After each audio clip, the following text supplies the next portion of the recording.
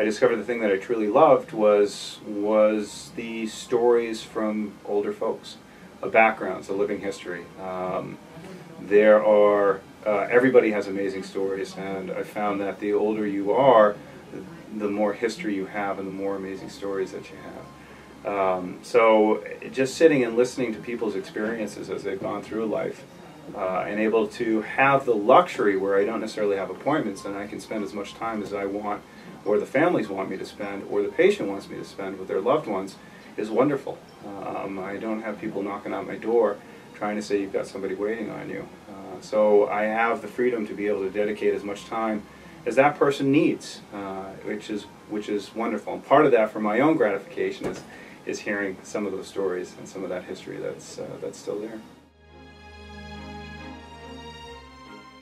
One of the critical parts of care at this level is communication with not only patients but their families.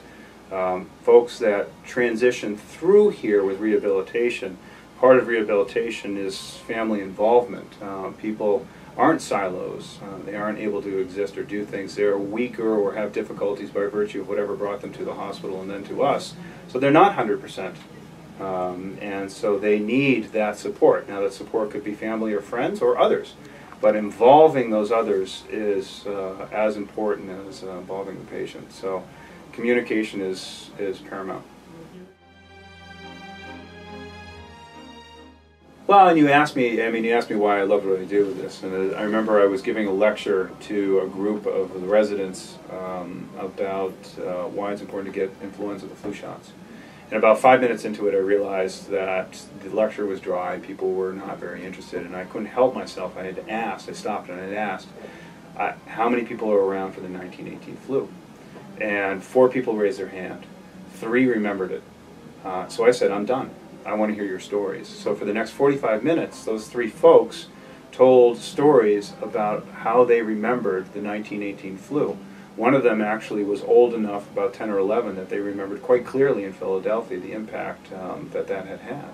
So it was dramatic. At the end of it, I said, all right, now turn to everybody and tell them why it's important to get a flu shot.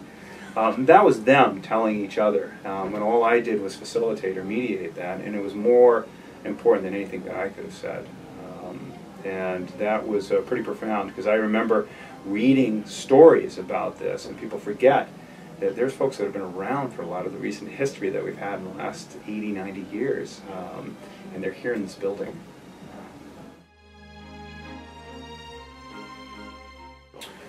What makes this place special? There are a lot of things that make this place special. From my perspective, from the medical perspective, one of the things is the presence of the physicians in medical care oversight.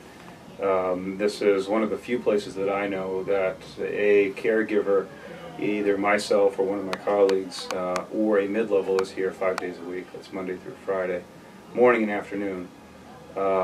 We have, I believe, a higher level of acuity. We're able to accommodate some things that other facilities can't necessarily, be it wound care, different things, IV antibiotics, and we're able to do that, one, as part of the facility and the training of the nurses, but also with the physician and the mid-level oversight.